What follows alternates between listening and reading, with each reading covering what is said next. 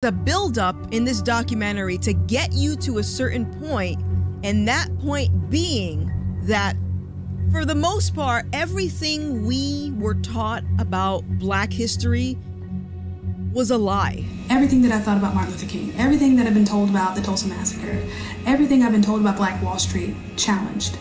I'm having to rethink and reevaluate everything I've been taught. We have been lied to. We have been sold a bill of goods, and I think Black people, by and large, have been, just eating up the lies. The deception and the setup was mind-blowing. One of the things that I thought the film highlighted so well was emphasizing who we think we are versus who we truly were. It does a good job of showing how we transition from one ideology to the other. What's going on, everyone? Stocks Weekend here today. We'll be reacting to the opening 20 minutes of Uncle Tom 2. I did a whole review on Uncle Tom 1. Sorry guys, this is a bad video. It was when I was getting the hang of everything, but it's audio mostly. But I found it very eye-opening about some of the history they don't really teach us about in school, right? And Uncle Tom 2 is supposed to be a more in-depth look about what's going on. You guys got a hint of it from the intro. It's a very good movie.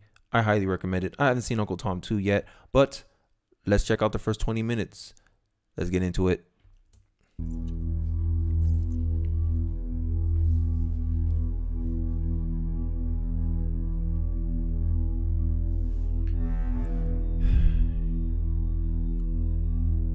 And since it's still just going, I kind of wanted to say that I learned a lot from like the conservative perspective on history, right? And I got a lot of liberals, like especially with the Roland Martin video that I did, that not liberals, but a lot of Black people who felt that, oh my God, oh, like the emotion about racism and all that stuff. And my thing is, Frederick Douglass said it right. He said it best, that it's better to create strong children than to fix broken people. And these people, like, I understand, like, I can't argue with someone's feelings. If they feel very strongly that, oh, this country so much against me, whatever.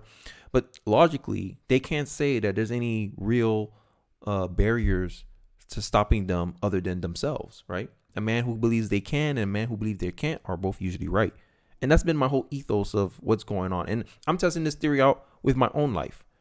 I'm going to consider race last in anything that happens. Anything bad that happens to me, I'll never consider racism as the primary reason why something bad happens to me. And I think if Black people took more of that approach, I think we'll be more better off than where we are right now. But that's just my opinion, right? So let's get back into it. I'm already stopping and they haven't even said a word yet. My bad, guys. Give me the buzzer.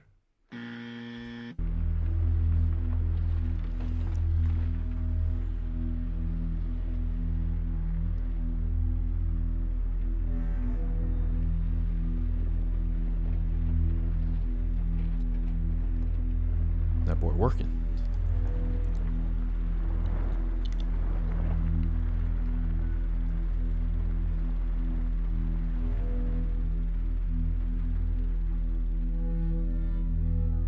My hope is that this will help to break the spell.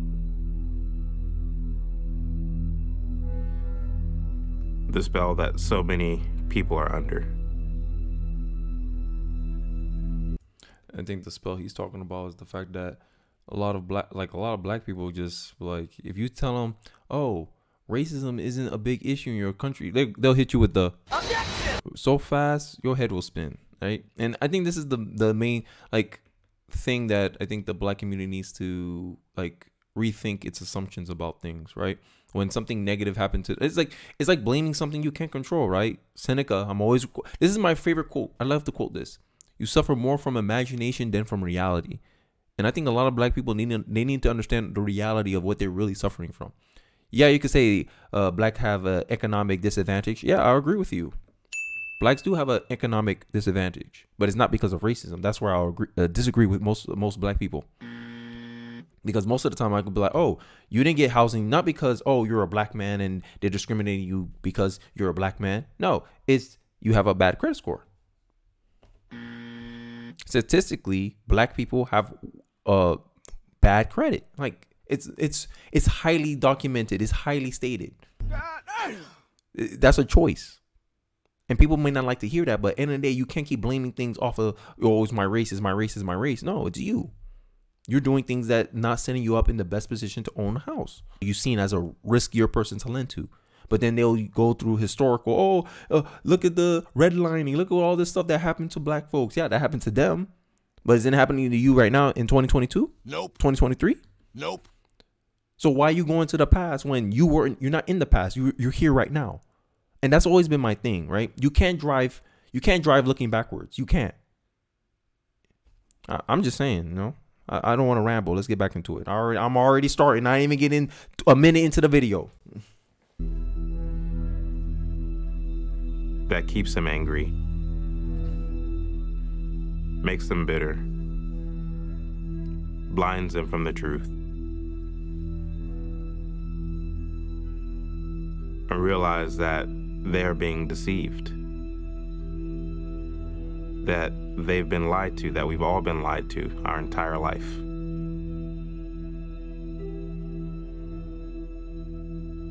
My hope is that people will begin to wake up.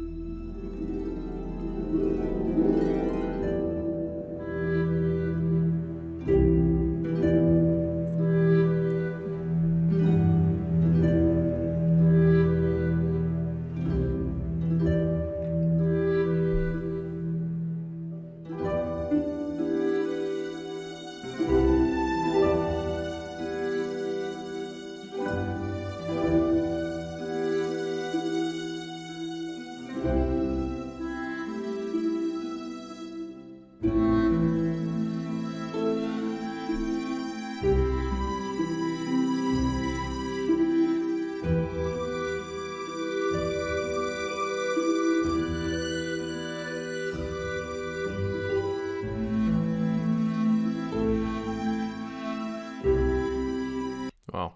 Seeing all these images of like black families that you don't see that no more. It's like now it's the opposite. How come back then when there was like racism was a lot more prominent, right? Discrimination was a lot more prominent.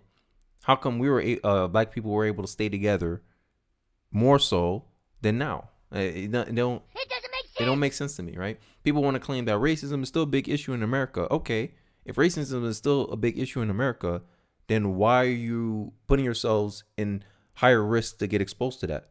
If you're in a higher social economic status, right? Like, I never got that. Like, you should be pushing your people, hey, you got to do better because, you know, racism exists. No, y'all don't even believe their own mess y'all talking about, bro. Because if racism exists, y'all want to be putting yourselves in these compromising situations that y'all do here when y'all protesting, y'all out here fighting. Y'all won't be doing none of the stuff y'all sliding into, right? Because if you lived in a real racist country, you wouldn't be able to talk back like the way you guys talking back to white people and all these other folks. And that's what I'm trying to say. It's like, yo, there's no, sure, on a personal level, you may experience racism. Like maybe you run into that one white person that don't like you because of your skin color. Sure. But I mean, people cannot like you for any other reason. People cannot like you because you're tall, right? And my main thing is, where are these races, bro? Because to me, you have to go actively looking for them. Like I don't think if I was being rational about this, I don't think a racist will go live where there's a bunch of black people. I think they'll tend to try to stay away from you. Or am I wrong about that? I don't know. Just thought I had in my head, right? And this is why I said like I never really experienced racism. I probably felt like I did, but I don't have any proof at the end of the day that I actually did. No, because I'm the type of person that look at myself. Right, personal responsibility. Okay, what did I do? I was a little rude to him. Okay, yeah.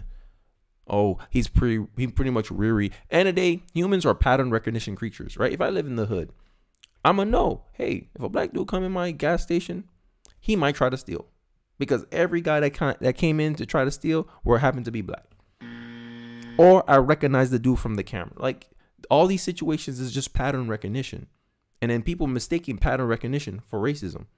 No, it's just there's a pattern I observe, and I'm trying to be proactive to prevent it from happening again. If not, I'll just be a gullible person. Like, nope. No one wants to be a gullible person. And y'all can't say, oh, that's still racist, Kenny. No, yeah, black men commit 50% of the crime, nearly 15% of the crime. And even if it's not 50%, it's still over the rate of your population. You're only 13% of the population, but you're committing a whole lot of crime just for being 13% of the population. I'm just saying. But, you know, this is what we lost in our culture, right? And this is why I say it's a culture thing. And a lot of people want to say, oh, it's history. History was, y'all used to stay married, 80% clip. Y'all were more likely to be married than any other group of people in America. What happened to that history, though? Y'all want to pick and choose when y'all want to attribute to history. But hey, no, I digress, man. I'm rambling.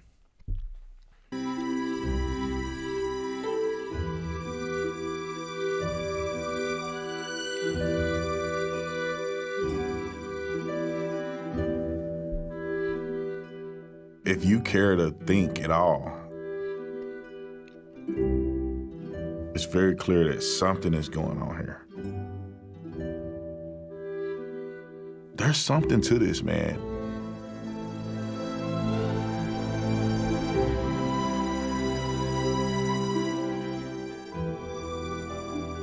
Have we been lied to this whole time?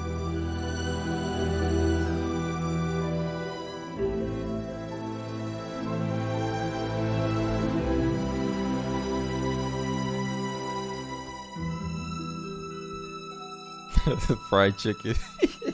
I'm here at Fort Monroe in Hampton, once known as Point Comfort, the very spot where the first enslaved Africans arrived in America 401 years ago in 1619. Ooh, 1619 project, boy. Hey, I got a lot of comments talking about like conservatives like to do revisionist history, but where's that same energy for liberals and Democrats? Like, you don't think Democrats do revisionist history? Revisionist history is saying that the party switched. Nope. The parties didn't switch.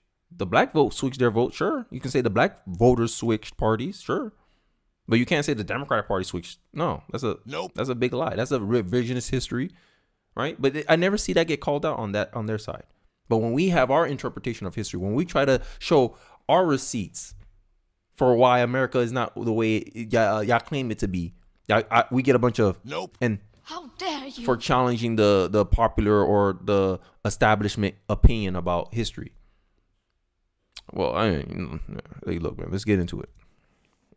The atrocities my ancestors endured, packed and stacked on slave ships like pieces of property, brought to this country to build it with their blood, sweat, and sold to this country. Who sold y'all? Africa. Africa enslaved y'all first, and then they took a profit off y'all. Slavery is a human sin. Like every society, every country enslaved their own until we started being able to sell ships, and then you got sold. That's how the slave trade started, and Africa was a big part of that. Like, yo, like, yeah, y'all can't really deny that. But y'all never want to bring in Africa into none of this. Y'all just want to, oh no, it's America's fault. America went and got us. No, you were sold. Africa's just as much as at fault for slavery as America.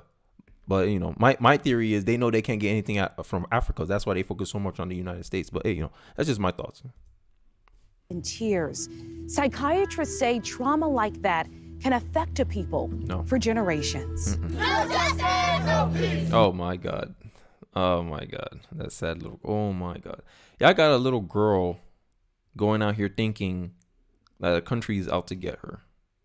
That's sad, bro. That's sad. That y'all put this propaganda out there. I'm gonna say it's propaganda, bro. Yeah, y'all can get mad at me. I don't care. Because there's stats out there that shows that students or kids that are that's been exposed to CRT style curriculums, their performance in school dropped 30%. Their mental health drops down 30%. Like, they feel less assertive, sure, confident in themselves because they're being taught this propaganda. This is why I always say CRT is trash. Keep that S away from my family. Keep that away from my son. I don't want him to develop a belief system that makes him think that will handicap him mentally, because kids are very impressionable, especially under the age of 7. And that it's sad to see, like, this little girl, like, no, for what? I don't understand I don't understand if, like, a gangbanger went up, shot into the air or whatever, or he shot some 7-year-old kid. I understand you guys marching for that, but I don't see that. Nope. Y'all rather march for a criminal. Sure, what happened to him was excessive use of force. Yeah, two wrongs don't make a right, but he played a part into that. If he wasn't doing anything illegal, the cops would have never been called on him. But now something something bad happened to him. We're supposed to treat him like he was a saint. I don't agree with that at all, right? I could observe something and say, hey, yo, messed up what happened to him, but this is not something we should be marching about. That's just my opinion. You know, you can disagree with me. I mean, I believe what I believe. I'm sure people have their reasons for believing what they're believing, but I'm walking down this path for a reason, and I want to reach its conclusion. But I digress. 7-year-old Wenta Amor Rogers' passion during a recent protest in New York struck a chord across the country. No justice! The amount of passion in her voice, in her eyes for a child that young made me not just see her, it made me see our ancestors before her. So that little girl learned that from history. She learned that from her parents. Mm-hmm. And that's even like why it's so important for us. Yeah, to me, I feel like y'all mentally handicap your own kids. Instead of being like, hey, this happened, but look at the bright side, look where we are now. And because of all this stuff, your ancestors fought to free you, so you can have all these rights, all this stuff. You have to make them proud. No, instead you use that as a justification to be angry, not do anything, and just feel like, oh, I'm entitled to all this stuff. I'm entitled. Oh, y'all supposed to be giving me reparations. Nope. Even though you never took a whip, never picked a cotton, never experienced slavery personally, but you want to benefit off the backs of your ancestors suffering. That don't seem moral to me. Bruh. It don't. Like, I don't understand like where people get this entitlement. This is why I don't subscribe to the legacy of slavery narrative. Because if you look at all the states that were slave states, they're the poorest state in the union. So all this stuff, white people had 100 years of head start over us. They had all this wealth from free labor. Oh, where at, Sway? I don't see it. All the states that were slave states, they're the poorest states in the union. For a long time, they've been that way. So this about like, this benefit from slavery, like this wealth transfer from slavery, it don't exist for the most part. I can't claim that it doesn't, but I'm saying it doesn't have much of a factor, because if they generated a lot of wealth from slavery, wouldn't the states that were slave states be the richest states in America today? Nope. They're not. So doesn't that kind of destroy that little narrative about legacy of slavery and we had 100 years head start? And this is the argument I always bring. How come? Well, what happened to immigrants when they come over here? Is your multi-generational African American family richer than my first generation immigrant family, my mom and dad? No. Nope. Because usually it's about what you do at the time. By the third generation, wealth is lost. The first generation creates it, second generation maintains it, and the third generation squanders it. That's cycle of life. But hey, I digress, right? Most millionaires are new millionaires, self-made. But y'all want to still throw this narrative like, oh, the white people benefit from no. And most white people that are here in the United States today have almost no ties to slavery. So y'all got a big waiting for y'all, especially when y'all try to, because then who's responsible? Not a lot of people own slaves. I'm gonna let y'all know right now. There was a lot of y'all, but there wasn't a lot of slave owners, because it was expensive to take care of slaves. I'm just saying that's the reality. This is why these Democrats will keep trying to act like they're doing something. Oh, we'll research it, we'll look, dangle it in your face so you can come out and vote. That's all it's about. That's all it could amount to. But hey, I agree. California, go ahead, give reparations. But all the Californians be like, yo, we were in a slave slate. Why we gotta pay reparations? But hey, when people want what they want, right? Us to continue to tell the stories. Nationally renowned psychiatrist Dr. Dion Metzger says the unrest we see today is 401 years in the making. And the point of slavery, to the point of, whippings and killing and lynchings. The whole idea of using slavery today as an excuse for the crime and dysfunction in the Black community doesn't make a lot of sense. If you look at the Blacks that came out of slavery, they were relatively prosperous, and you did not have the dysfunction. Yeah, but that's slavery's fault, right? Like, this is what I'm saying. Like, I just think a lot of people They want to excuse their shortcomings, their inadequacies, their bad decision making into, oh no, it's because of racism. This is why I'm in jail. Oh, it's not because I just finished killing a dude. Not I just finished beating up somebody. No. It was because I'm black. That's why the cops arrest me. They arrest me for no reason. I was just driving my car. Mind you, the guy was going 50 miles over speed limit, but he don't tell you that part though. Nope. He don't tell you that part. And this is what I'm starting to get the sense that a lot of people are using racism as an excuse to feel the way they feel. Oh, I hate this country and I'm justified because of this past, because this happened. Right? Oh, it's our history. Our history. Look, yo, when you saw those people, they were in suits, they were looking to become something.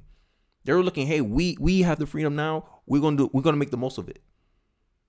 You can't choose what happens to you, but you can choose how you respond.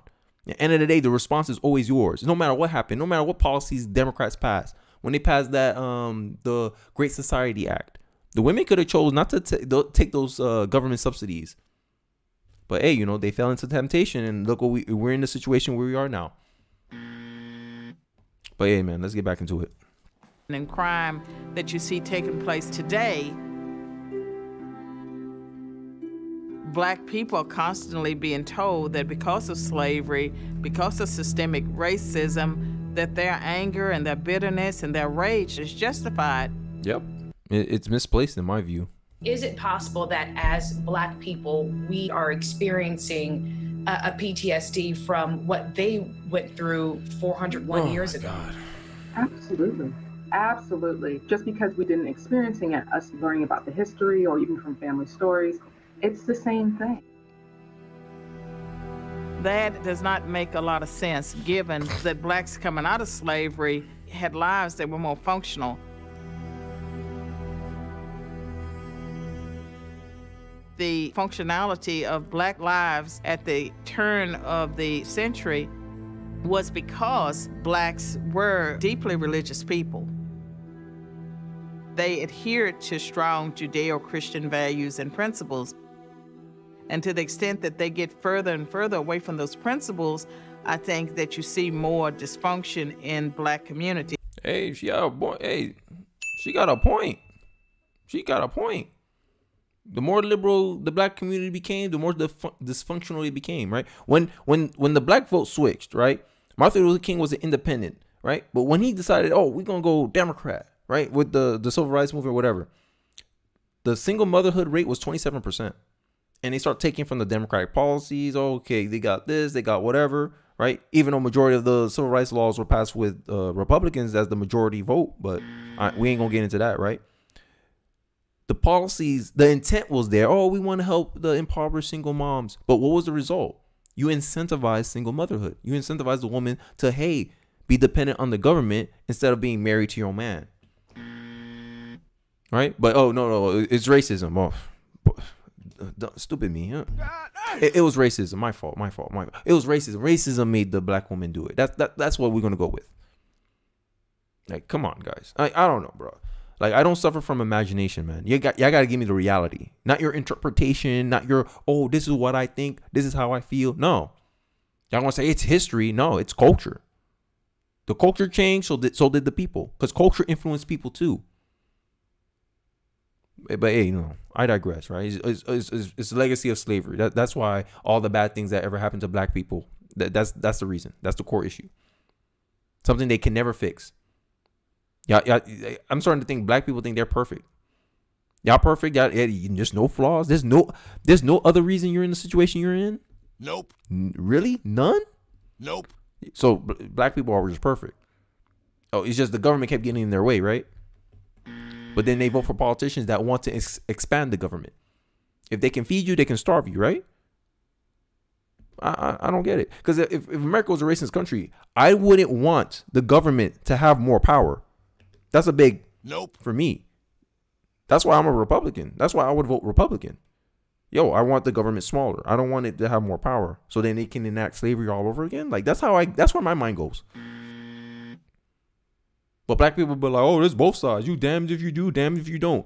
But you're okay with the Black vote going 95% for the Democratic Party. But minute I open my Black conservative, but y'all want to bring up all these excuses or all these critiques. I don't get it, bro. But hey, you know, this is what happens when you put your opinions out on the internet. But I'm ready for it. Let's get back into it. Because they've lost the anchor.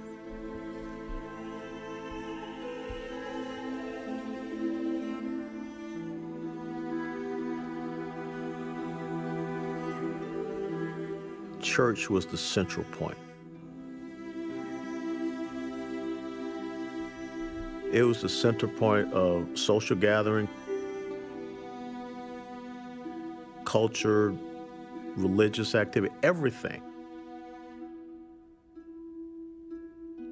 Every Sunday, you woke up, you had breakfast with your mom and dad, and then all of us came out of the house at the same time, and we start walking toward Sunday school. There's no longer a social cohesion in the black community too. That's one thing I noticed. And I think that also falls into why we have such high crime rates as well. Is because we have this crab in the bucket mentality, is because we don't really socialize with each other. I think the closest thing to a social gathering that I experienced in the hood when I was growing up with my single mom was playing basketball on Sundays. That was about it. That was the closest thing to like a community type thing that I was involved in. And it was nice, you know? It was good. Right? I had fun times doing that. Playing basketball with the old heads, you know, them talking crap. Like those were fun times. But I think, and on a larger scale, we lost kind of that social cohesion, right? Because if you know somebody, you're less likely to rob them. Oh, I know this dude. Oh, I go to church with this boy. I ain't gonna touch him. But I think we lost that now as a community. We don't have no social gatherings. It's not just a black thing too. It's just an American thing too. We just started losing our social community type things now. And I think this is why Americans are so distrustful of each other nowadays. And that's just my thoughts. You know, coming from like, you know, a kid, a guy that came from a single mother household, went to church. That's just something I felt that kept me kind of grounded, you know. But hey, I digress. Let's get back into it.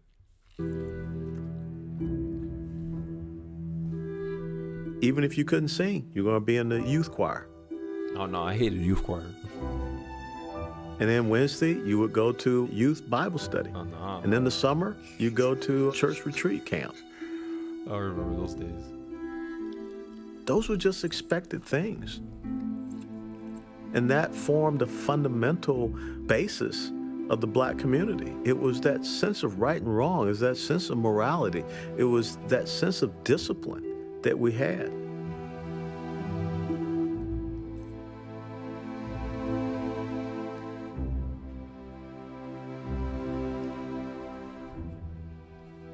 The church was producing hope.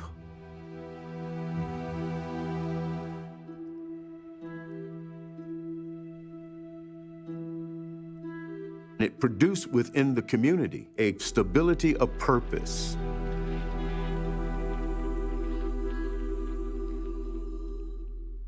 It held us together.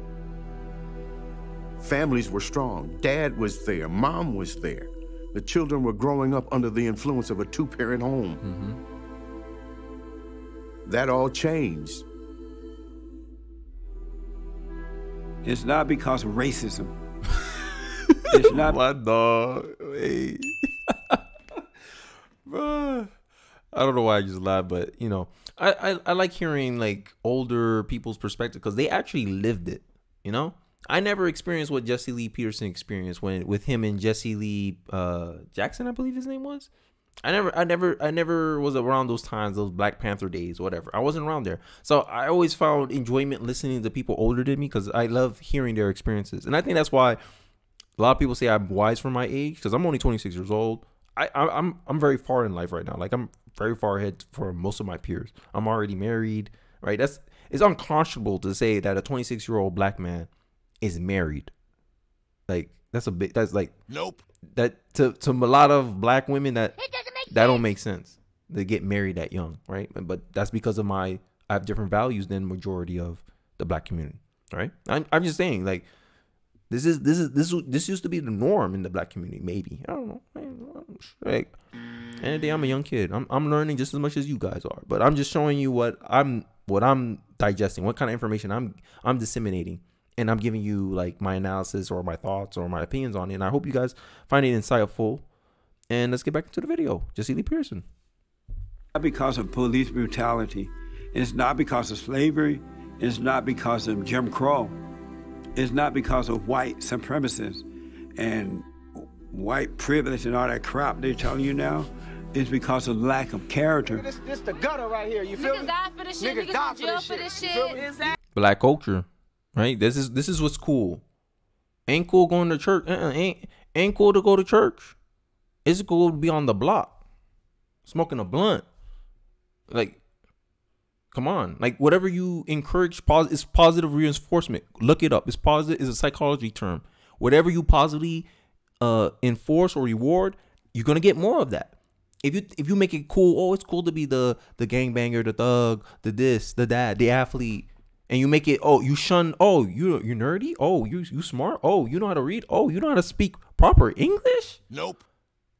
You are lame, right? That's shame. That's a negative reinforcement you did. So that means your community want less of those behaviors, and then y'all wonder what y'all get now, and then y'all gonna say it's racism.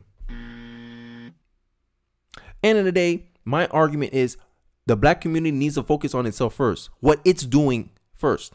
Internally, what are you doing? How are you contributing to making your situation worse? That's my argument. Instead of blaming, oh, it's this institution, it's this government, it's this party. In 2023, I don't think that's the case anymore.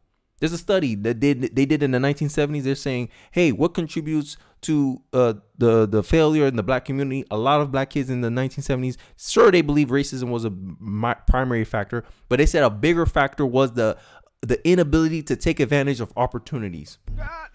And that's the case.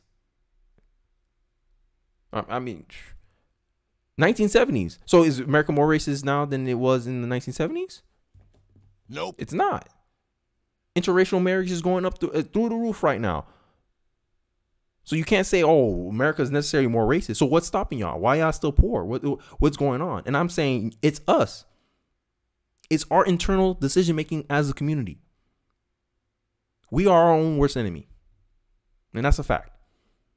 I'll debate that with anybody. Y'all can get mad. Y'all can hit me with the... How dare you? It's just how this is my beliefs. And it's based on some valid reasons. And y'all can't just dismiss it because it hurts your fifis. I don't care. It doesn't matter how it makes you feel. About my statements, about my belief systems. I digress. Let's get back to it. You know what I'm saying? Like, niggas die for this shit. Niggas live for this shit. Nigga, I'm born and raised. Niggas in jail for this shit. TG. Free all our homies, everybody. Free Lil Dub, Lil Baby Dub. Black people lost character. Look at all the neighborhoods, the communities, the cities where blacks have taken over. Do you guys agree in the comment section? Let me know. The black people lost character. That is one of the primary reasons why they commit more crime, 5 times higher than other groups of people. You say, oh, people kill people in the same community. Hispanics kill Hispanics. Yeah, but blacks kill blacks 5 times more than Hispanics kill Hispanics. Is it because of a lack of character? Hey, let me know your thoughts in the comment section. When they move into those areas, they're very nice. But by the time the blacks are done with them, crime, homelessness, they don't paint their homes, they don't. And I remember sorry I keep pausing it. I remember Roland Martin made a point about how, when a black person try to sell their house, the price is lower than when a white person sells their house. And a lot of black conservatives will say, well, it depends. Do you live in a neighborhood that's predominantly black? Because usually, especially if their income is a low income area, or you live by a low income area where a lot of black people are migrating to, they bring with them certain bad habits, and that is crime. And if your neighborhood has a high crime rate, isn't that going to lower your housing value? Yes, it is. Yes. If you live in a high crime area, your real estate prices will go down. The price of your home will go down. I'm just saying. That's not racism's fault. It's pattern recognition. That's what my argument is saying. That people recognize a pattern. Damn, these people come in here, and there's a certain type of black person. Not just like, just because you're black, they say, oh, crime's coming. No, it's just like, oh, damn, Even the Currys, Stephen Curry, I think he got blasted for this. Like they were trying to move in an affordable housing unit near his house or near his neighborhood, and he was like, nope. Oh hell no. He's like, get them boys out here. Nuh-uh. Revoke. Like he voted against that. He didn't want that near him because he knows what comes with that. Pattern recognition is not racism. But hey man, I digress. You let me know in the comment section. Clean up. It just become a mess. We grew up to this shit. Like, ain't nothing. It's because of lack of family, and most black people today do not believe in God.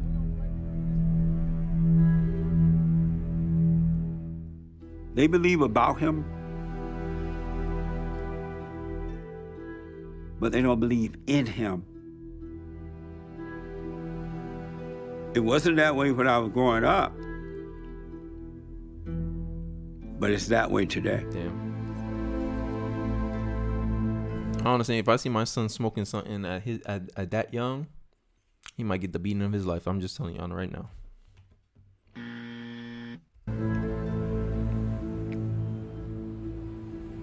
If you walk through any black urban community, you see many black men standing on corners doing nothing. Get this paper up. That's the only thing you can do unless these niggas won't smoke, you know? Okay.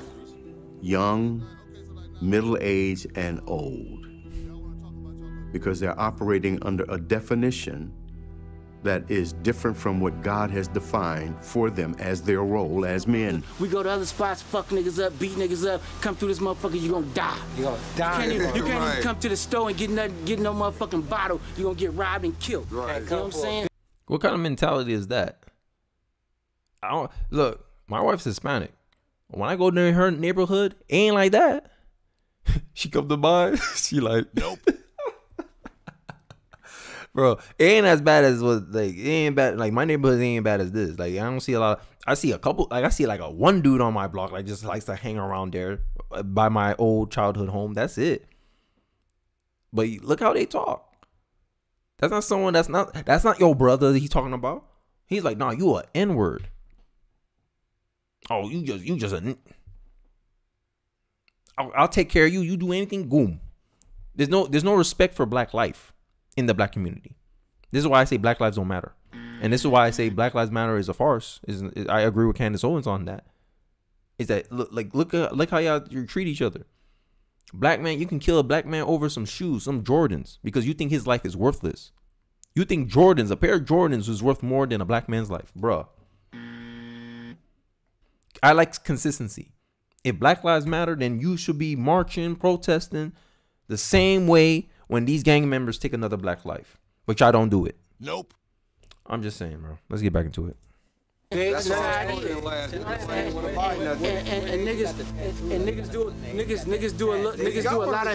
do a lot of hate. Sometimes I'm ashamed of black people. That's that culture. Because we let people take advantage of us. And you can't even call me back tomorrow? What are we projecting to the world? No. Oh no, they put all that. Porn star, big booties, let me film it, then shoot it. Wow. Money, no illusion. It's scary to me at times. Damn. That is not black culture. I ain't gonna lie, I was bumping to this in high school. Oh my god. Hey, look, I grew up in the hood, guys. Look. I grew up in the hood, but I'm not of the hood. I don't know if that made sense, right? Like, I was always me. Like, I always talked like this. It didn't matter. I didn't try to talk like hood. Like, I ain't try to be something I wasn't.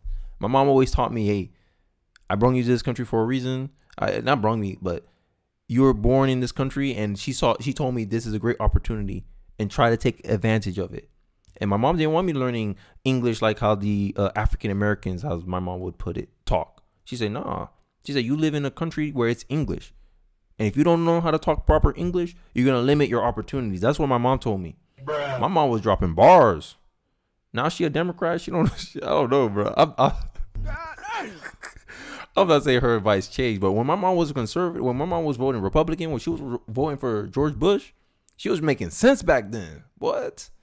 Now, I don't know, man. Me and my mom disagree a lot about things, bro. But hey, I digress. Anyway, family's over politics any day of the week. I'll never disassociate with someone just because they have a different vision of how this country should be. You know, I'm just saying.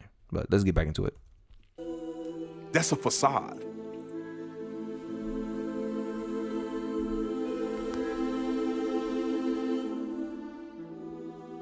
Throughout history, black folks were honorable. They had integrity. That's what black people were. But now, our black people are Jay-Z, Cardi B, George Floyd.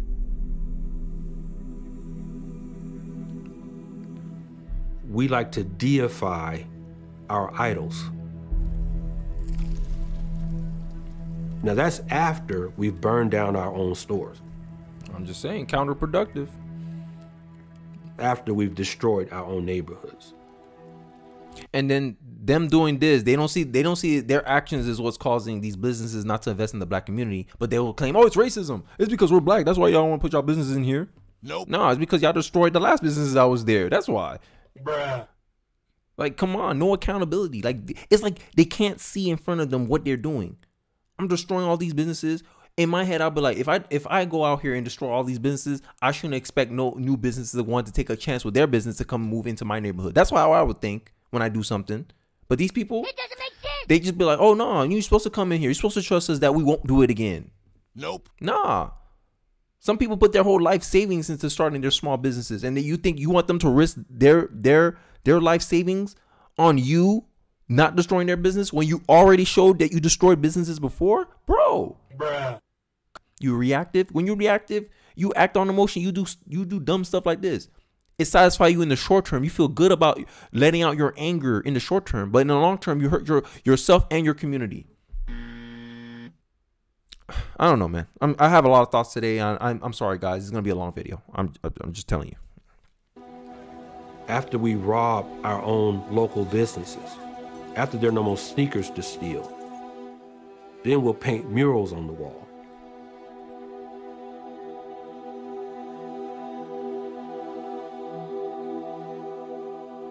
Our young black boys and black girls are being taught to look up to these individuals, that the purpose in life is to be memorialized on a wall like this. Images are powerful.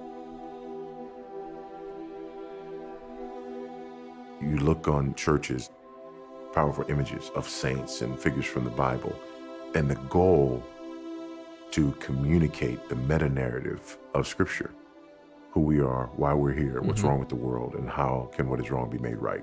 That's culture. But y'all gonna say it's not culture, it's history. Cap. Your worldview, your religion answers those questions. What we're seeing today is another religion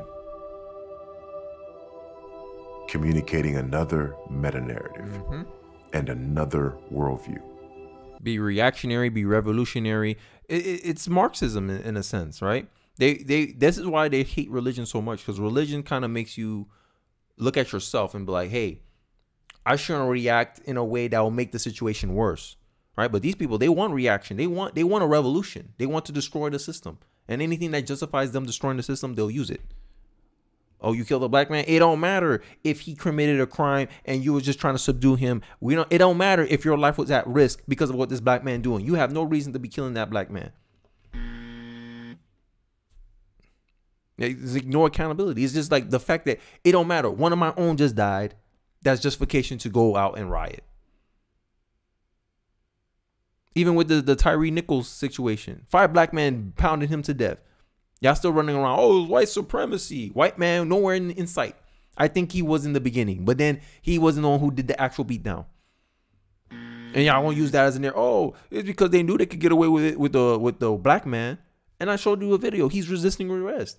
If you look at I bet you, and this is what they don't show. If they show the cam footage of when they arrest white people and they see how white people conduct themselves when our police stop them compared to when black people conduct themselves when police stop them, they'll see, oh, this is why they don't get killed as much as us, because they respond differently to the cops. And that's my argument. You can't choose what happened to you. You can't choose if a police is going to stop you, but you can choose how you respond to that. You may not like the reason the cop stopped you, but the cop didn't stop you for no reason. I don't know, man. You guys can disagree with me, but I mean, this is just a different perspective on history, events. But then the liberals will say, oh, this is revisionist history because you didn't interpret the events the same way they did is revisionist history, bruh. You can't win with these people. But yeah, I digress. And these murals are the stained glass windows of this new religion. Wokeism.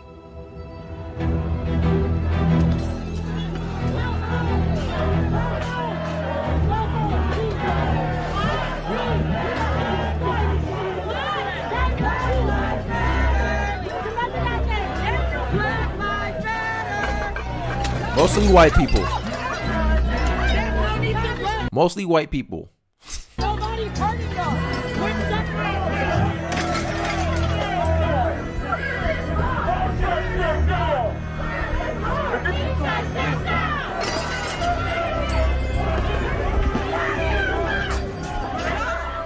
I wish we didn't have to do this. I wish it wasn't the case that these kind of things were going on, but they are. And these things are going on because we're at war. Mm-hmm. And I say that, and that makes a lot of people uncomfortable. Look at this. This idea of the war that we're... Black on black crime right here. And then he sparkled. Woo! Bruh. How dare you? Look at, like, yo, come on, guys. Like, y'all want to instigate violence, but then when violence come meet y'all want to cry victim. And this is the cry bullying that a lot of people be calling out the black community for. Y'all do all this showboating, all this mess, and then when someone finally like get on your ass, right, in the hood, that's how they like to say it, y'all want to cry. Oh my God, look. I don't know, man.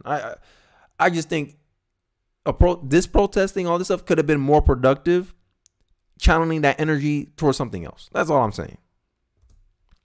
We're a part of, the battle that we're a part of, the war that is raging in the marketplace of ideas. I am not sad that a fucking fascist died tonight. When we go to the marketplace of ideas, we have to be reminded of Paul's words. Though we walk according to the flesh, we are not waging war in the flesh. This is not an easy battle to engage in. Our adversary is vicious, unrelenting, and there are some who've been captured by him to do his will.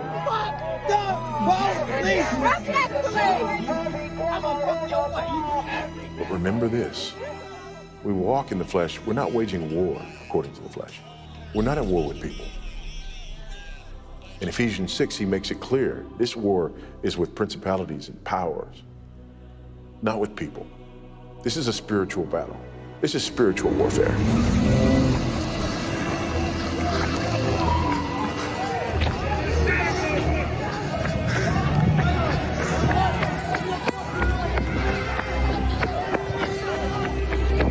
And then this is the peaceful, the fiery, but mostly peaceful protest that they're talking about, right? Like, look at all the destruction, look at all the mayhem, look at all the antagonizing they are doing, and then imagine the police have to be damn near like stoic throughout all of that because they know how they respond to that can be spin because the media is behind them, right? Malcolm X always say it: the media can make the innocent guilty and the guilty innocent. The media is the most powerful entity on this world, right? Because it controls perception. They don't show you this. They don't show you this chaos, but they'll show you if the cop had reacted negatively to what the instigators were doing. They would show that though. Oh, look. But they don't show you what led up to that point, right? And this is why I'm saying I just want people to be more skeptical. And it seemed like black community lacked that skepticism, especially for the Democratic Party. And I don't care what y'all say because the black people proved it already. I had a dude saying, oh, I'm not Democrat or Republican, but all his talking points was something I heard from a black liberal, bruh. Like you should be able to call it down the middle. You should be consistent. When a black conservative gives his point of view on history, you call it revisionist history. When a black liberal gives his point on history, you say that's facts. It sounds like, as long as someone deviates from your interpretation of events, they're wrong. I don't know, man. This bias, this conformity in the black community is what I'm trying to fight against. But hey, we'll see. What happened? Police! Call the police! Get shot! Call police! I see the supremacy of Christ being challenged. What did Marx hate? He hated God. Marxism. Yep. This is a war against God. And I don't want to see people deceived. Why is Black Lives Matter important for the U.S. right now and in the world?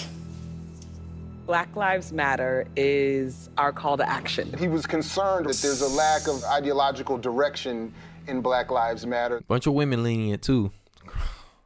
And isn't it no wonder the black community is so emotional?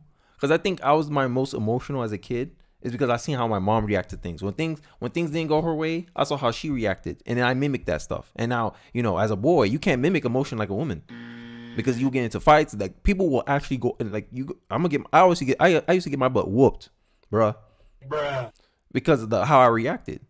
I got mad. I felt like I was justified to do anything, and that always got me into trouble. Then my father stepped in. I had father figures. I went to church. Males in the church stepped in and kind of influenced me in other ways. And I knew, hey, that's not how I'm supposed to conduct myself. Right?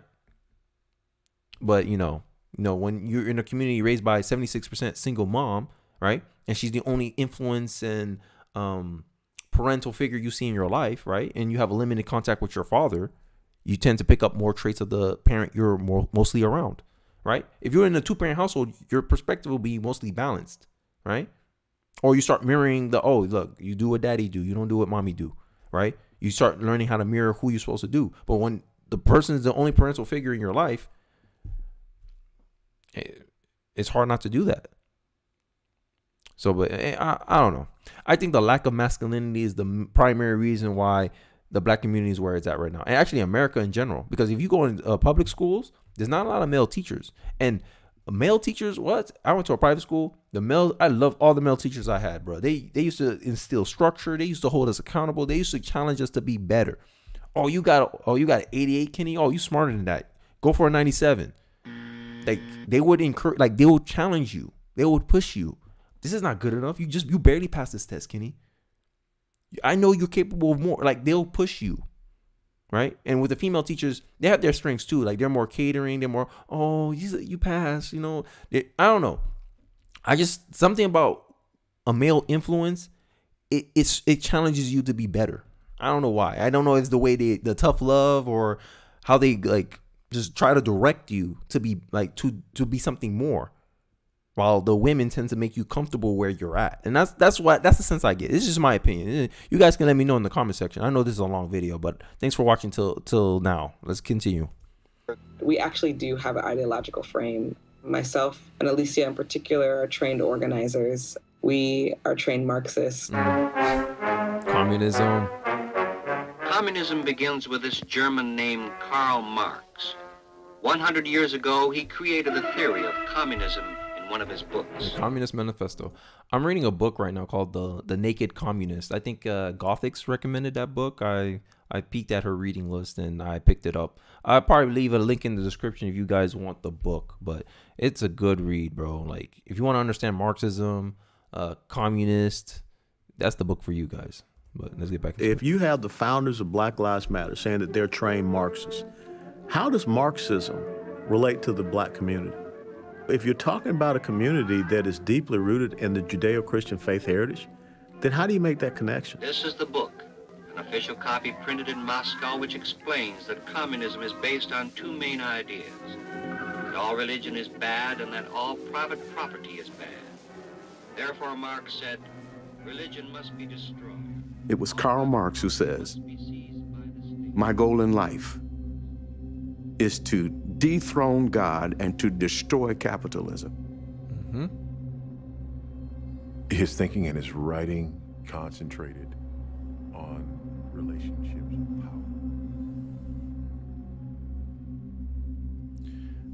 Well, that was the first 20 minutes of Uncle Tom 2. I hope you guys liked it. I hope you hearing my commentary throughout was insightful. I hope you found it valuable. If you guys want to watch the full thing, I'm not going to react to the full thing because I think it's still behind a paywall, and I think I'm going to get copyrighted if I try to show you guys the whole thing. But if you're interested, I'll leave a link to the where you can, I guess, buy access to the whole streaming platform. They have a whole platform just for Uncle Tom 2. I appreciate you guys watching to the end of the video. I know it's been a long video. I appreciate you sticking with me to the end of this. Let me know your thoughts in the comment section. Don't forget to like, comment, subscribe, and I'll see you guys on the next one. Peace.